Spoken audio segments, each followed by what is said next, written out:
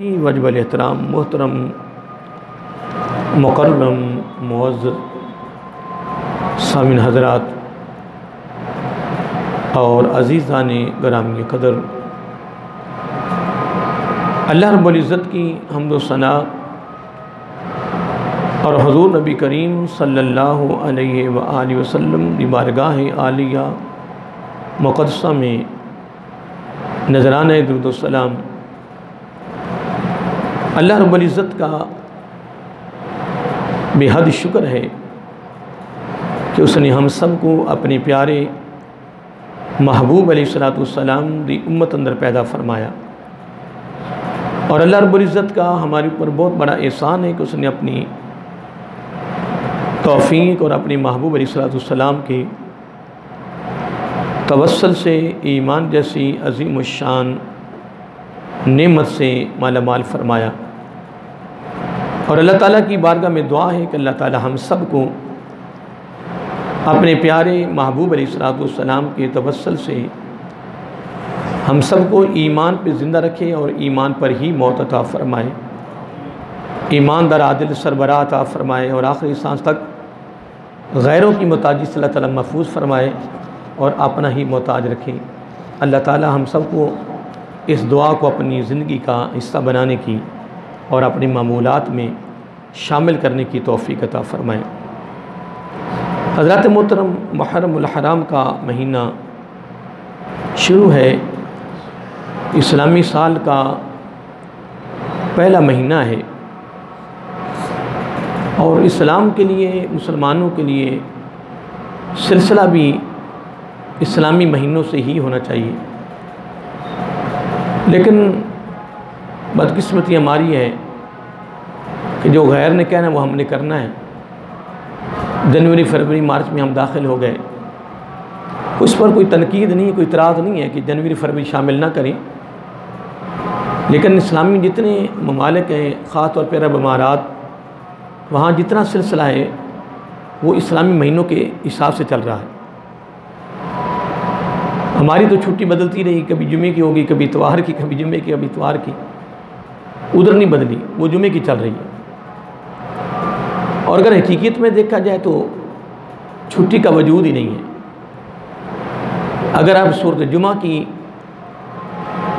دوسرے رکوع کی دوسری آیت پہ اگر یا پہلی آیت پہ غور کریں تو اللہ تعالیٰ نے وہاں ہی فرمایا کہ یا ایھا الذین آمنوا اذا نودی للصلاۃ من یوم الجمعہ فاسعوا الی ذکر اللہ وذروا البیع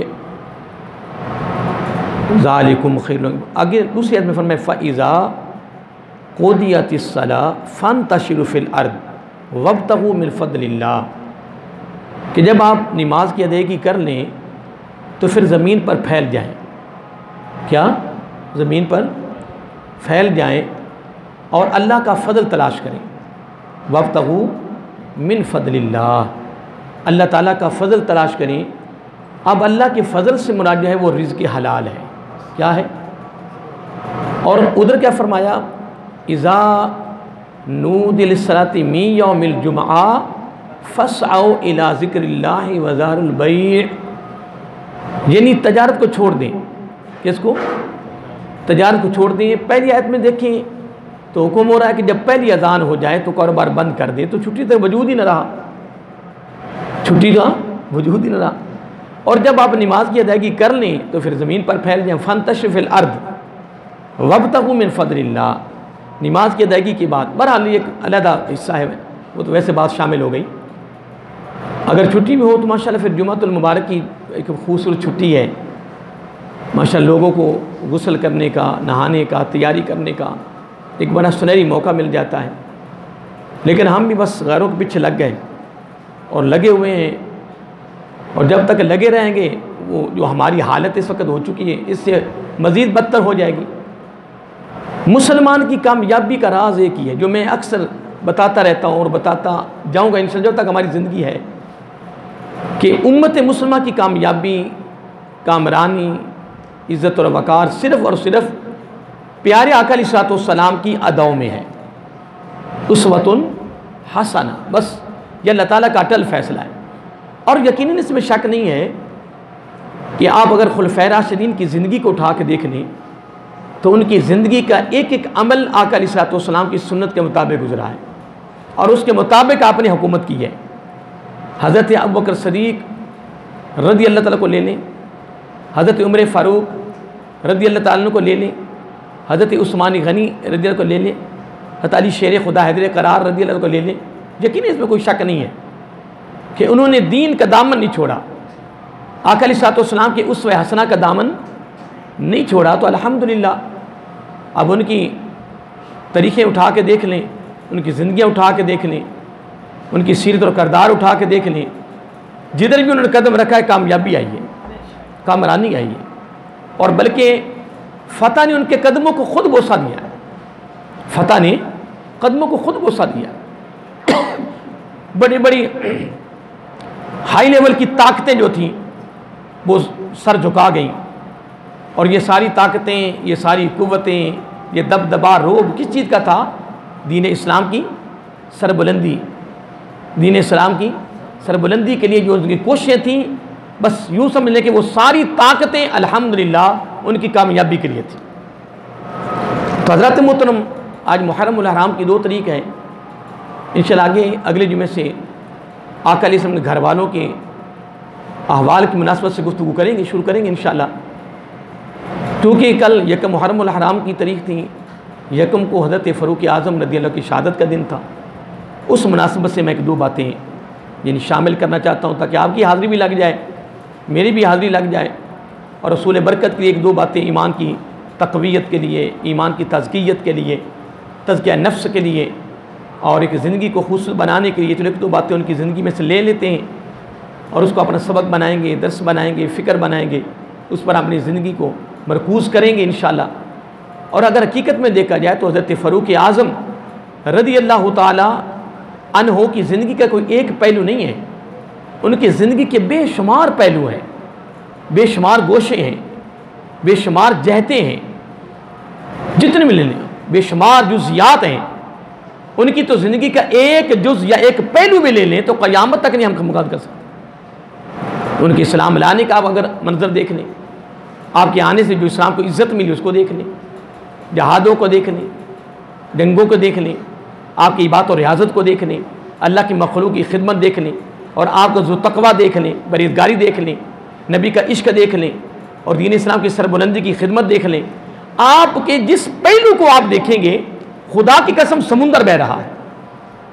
اب میں نے قرآن مجید کی جس آیت کا سہارا بنایا ہے وہ آیت نمبر 41 ہے، سورۃ الحج ہے، 17 پارہ ہے۔ اللہ تعالیٰ نے یہاں فرمایا الذین ان مکناہم فی الارض، اللہ تعالیٰ نے کمال کر دیا ہے کہ الذین یہ اہل حق ہیں، یہ اہل حق ہیں، اور اہل حق وہ لوگ ہیں، اہل حق وہ لوگ ہیں کہ ان مکناہم فی الارض، اگر ہم انہیں زمین میں اقتدار دے دیں، کیا اقتدار دے دیں، حکمرانی دے دیں، انہیں نگران بنا دیا جائے، سربراہ بنا دیا جائے۔ اب پھر میں دوبارہ جملے کو دہرانے لگا ہوں، الذین یہ اہل حق ہیں، یہ اہل، اور اہل حق لوگ کون ہیں؟ پہلے میں جملہ بولا کہ یہ اہل حق ہیں، اور اہل حق کون ہیں؟ ان کی نشانی، ان کی علامت کیا ہے؟ نشانی یا ان کی علامت یا ان کی پہچان یا ان کا تعارف وہ ابھی بعد میں آئے گا۔ اب ان کے پہلے عمل کا رب نے ذکر کیا ہے کہ اہل حق وہ ہیں کون؟ ان مکناہم، اگر انہیں حاکم بنا دیا جائے، اقتدار دے دیا جائے، کچھ ذمہ داری دے دی جائے، کہاں؟ فی الارض، زمین میں، تو پھر آگے رب نے پھر ان کی صفات بیان کی۔ اللہ اکبر، فرمائے اقاموا الصلاۃ، اقتدار میں ہونے کے باوجود اور اقتدار ملنے کے باوجود، حاکم بننے کے باوجود، پورے علاقے کی یا پورے ملک کی سربراہی ملنے کے باوجود اللہ تعالیٰ فرما رہا ہے ان کاموں کو وہ کبھی زندگی میں ترک نہیں ہونے دیں گے۔ کیا؟ زندگی میں کبھی ترک نہیں ہونے دیں گے۔ پہلا عمل کیا ہے؟ اقاموا الصلاۃ، نماز کو قائم رکھیں گے۔ آپ کو پتہ ہو کہ آقا علیہ الصلوۃ والسلام وقت کے سربراہ تھے۔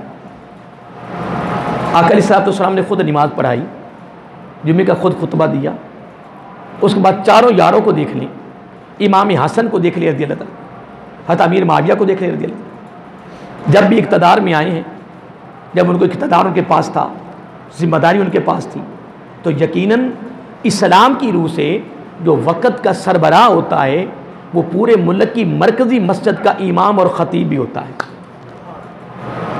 تو امامت خطابت تو تب کریں گے کہ اگر ہمیں قرآن پڑھنا آتا ہوگا۔ سوال تو یہ پیدا ہوتا ہے نا کہ امامت تو ہم تب کریں گے، جمعہ تو ہم تب پڑھائیں گے نا اگر ہمیں قرآن بھی پڑھنا آتا ہوگا۔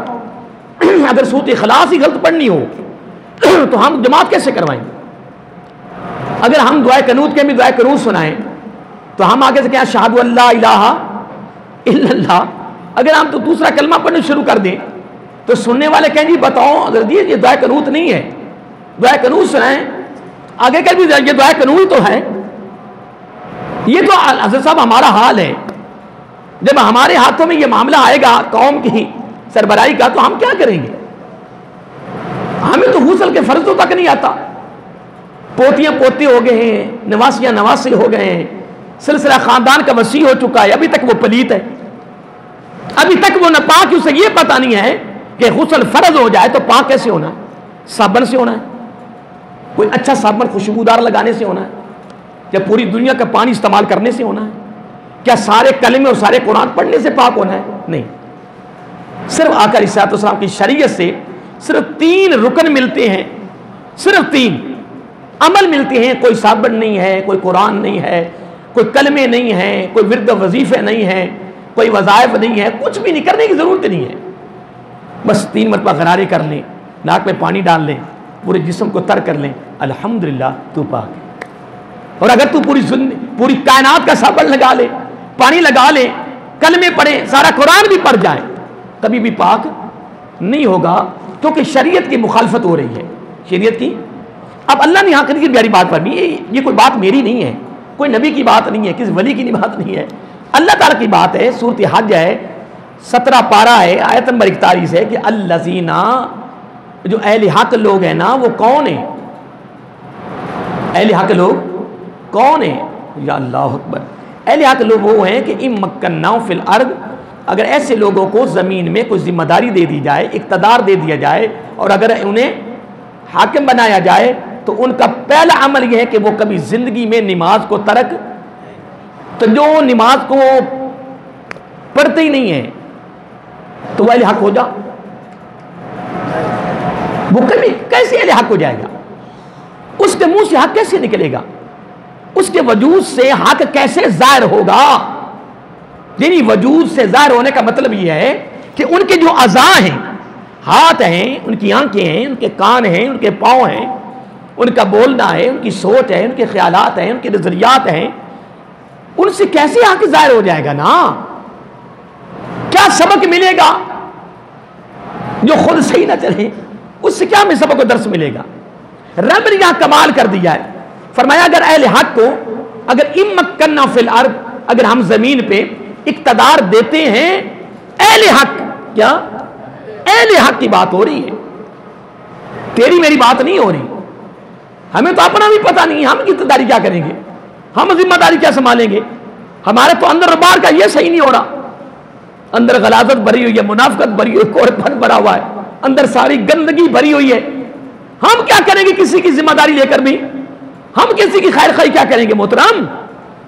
ہم تو خود غلط ہیں، خود صحیح نہیں ہیں، ہم کسی کے لیے کیا ذمہ داری اٹھائیں گے؟ لیکن رب نے یہ کمال کیا ہے، فرمایا ہاں اہل حق کی پہچان یہ ہے، اہل ہو بھی حاکم، ہو بھی سربراہ، ہو بھی امیر، ہو بھی نگران، ہو بھی لیڈر، ہو اس عہدہ پر فائز ہو، تو پھر بتائیں، رب کہتا میں بتاؤں آپ کو کہ پھر ان میں سے اہل حق کون ہے؟ بولا کون ہے؟ پھر ان کی پہچان یہ ہے کہ وہ پوری زندگی کبھی نماز کو ترک نہیں ہونے دیں گے، کبھی نماز کو ترک نہیں ہونے دیں گے۔ اور دوسری اگلی بات بھی سن لیں، وَآتَوُا الزَّکَاۃَ، زندگی میں زکوٰۃ سے کبھی کنارہ کشی نہیں کریں گے، ہمیشہ زکوٰۃ کی ادائیگی کریں گے، زکوٰۃ کی ادائیگی کریں گے، ادائیگی کریں گے اور کرتے رہیں گے۔ کب کریں گے؟ میرے خیال میں قبر میں جانے سے پہلے تو نہیں ہو سکے گی، کام مشکل ہے۔ سڑکوں کی سلیٹیں لگ جاتی ہیں، افتتاحی تقریبیں ہو جاتی ہیں، نقاب اٹھا دیا جاتا ہے، پتہ نہیں وہ سڑک قیامت کو بڑھنی ہوتی ہے کہ یا قیامت سے بھی آگے جا کر بڑھنی ہے، پتہ نہیں بڑھنی کب ہے۔ تو جب بن گئی ہے تو چند دنوں بعد وہ اکھڑنی شروع ہو جائے گی۔ میں کوئی بات نہیں پتہ ماد ہے انشاءاللہ، کوئی بات نہیں انشاءاللہ، جو تیرا جی چاہتا تو کر، جو تیرا جی چاہتا تو کر، انشاءاللہ تو نے میزان پر رب کے دربار میں تو نے کھڑے ہونا ہے انشاءاللہ۔ یہ مغالطہ نکال دے، پائی پائی کا تمہیں حساب دینا ہوگا انشاءاللہ۔ یہ بات ذہن میں رکھ لے۔ اقاموا الصلاۃ وآتوا الزکاۃ، دو صفتیں پہلے بیان کی ہیں، قربان جائیں اگلی صفت اس سے بھی کمال بیان کر دوں۔ یہ جملہ یاد رکھنا ہے، اہل حق اقتدار والے ہو بھی اقتدار میں، ہو بھی ان کے پاس اقتدار اور ہوئیں اہل حق، تو اہل حق کیسے بنیں گے؟ اس میں دو صفتیں پہلے ہیں کہ پوری زندگی نماز کو ترک نہیں ہونے دیں گے، زکوٰۃ ادا کریں گے، اور اگلا جملہ سے بھی کمال ہے، وَآمَرُ بِالْمَعْرُوفِ، پوری زندگی نیکی کا حکم کریں گے، نیکی کی ترغیب کریں گے۔ تو نیکی اگر خود کرے گا تو ترغیب دے گا، اسے نیکی کرنے کا تو مجھے خود نہیں پتا کہ نیکی کرنی کیسے ہے، نیکی کرنی کیسے ہے۔ رب کہتا نہیں، وَآمَرُ بِالْمَعْرُوفِ، اقتدار ہو، پھر اقتدار میں رہ کر وہ نیکی کا حکم کر رہا ہے، خود نیکی کر رہا ہے، تو یہ اہل حق ہے، یہ اہل حق ہیں۔ اکثر میں وَنَہَوْا عَنِ الْمُنْکَرِ، خود برائی سے رکتا ہے، بچا ہوا ہے، اور دوسروں کو برائی سے بچانے کی کوشش کر رہا ہے، ترغیب دے رہا ہے۔ کتنی چیزیں ہو گئی جی؟ سارے بولیے، دیکھ لیں، عامر تقریر سن رہے ہیں، میں نیکی کا حکم اور برائی سے، ہاں چوتھی ہوگی، تو چار میں نے بیان تو کر دیا آپ نے، کہ کتنی ہو گئی جی؟ یہ آپ نے بات بھلانی نہیں ہے کہ ہو اہل اقتدار، ہو اہل اقتدار، اقتدار اس کے پاس ہو، تو جتنے اقتدار میں ہیں ان میں سے اہل حق کون ہے؟ یہ میں دربار عالیہ صوفی آباد کی جامعہ مسجد کے محرم الحرام کی دوسری تاریخ کے جمعے پر یہ ایک آپ کو میں پیغام دے رہا ہوں، پہچان دے رہا ہوں، سورۃ حج کی آیت نمبر 41 کے حوالے سے، جو رب نے یہاں بیان کر دی ہے کہ جتنے لوگ اقتدار میں ہیں، وہ گلی کا اقتدار ہے، وہ محلے کا ہے، وہ علاقے کا ہے، وہ صوبے کا ہے، وہ ملک کا ہے، وہ پوری فیملی کا ہے، وہ پورے رشتہ داروں کا ہے، وہ ہو اقتدار میں، اس کے پاس ذمہ داری ہو، تو جن کے پاس ذمہ داری ہے ان میں سے اہل حق کون ہے، ان کی پہچان رب نے یہاں کروا دی ہے، چار نشانیوں سے۔ کتنی؟ چار علامتوں سے۔ نمبر 1 نماز، نمبر 2 زکوٰۃ، نمبر 3 نیکی، نمبر 4 برائی۔ یہ چار ان کی پہچانیں ہیں۔ تو میں کیوں نہ قربان جاؤں امیر المومنین حضرت عمر فاروق رضی اللہ تعالی عنہ کی عظمت پر 10 سال کچھ مہینے کچھ دن آپ نے خلافت کی ہے، اور 22 لاکھ مربع میل تک سربراہی تھی، مسجد نبوی شریف کی امامت خود کرواتی تھی،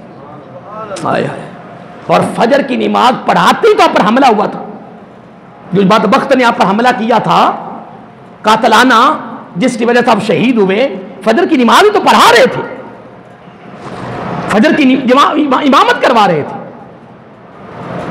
اور جنتی ہو کر کیا، بلکہ سراج اہل الجنہ فرمایا، آقا علیہ السلام نے فرمایا سراج اہل الجنہ، عمر بن خطاب رضی اللہ تعالیٰ عنہ، میرے جو عمر ہیں یہ اہل جنت، اہل جنت کے چراغ ہیں، جنت کے چراغ ہیں۔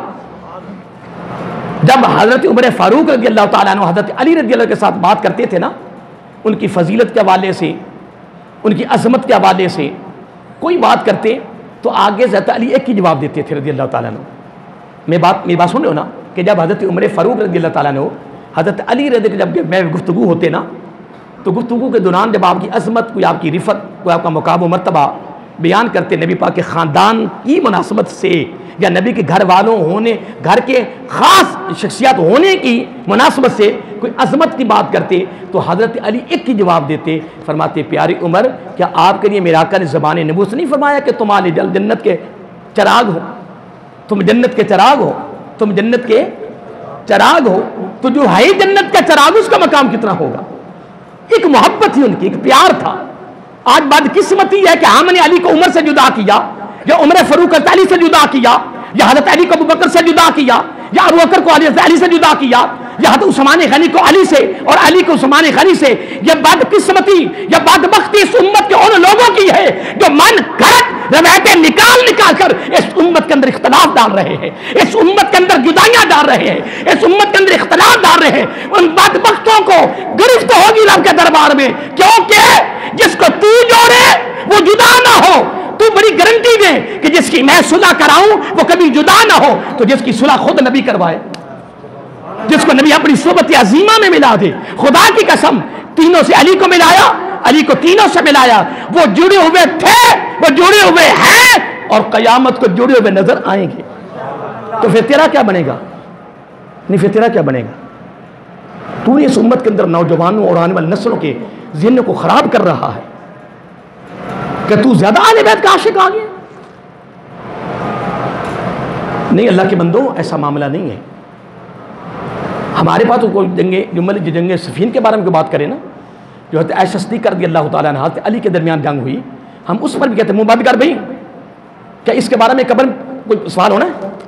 نہیں، اس جنگوں کے بارے میں قبر میں سوال ہونا ہے؟ بولیے، کوئی قیامت کو میزان پر سوال ہونا ہے؟ تو پھر کیوں ان کو چھیڑتے ہو؟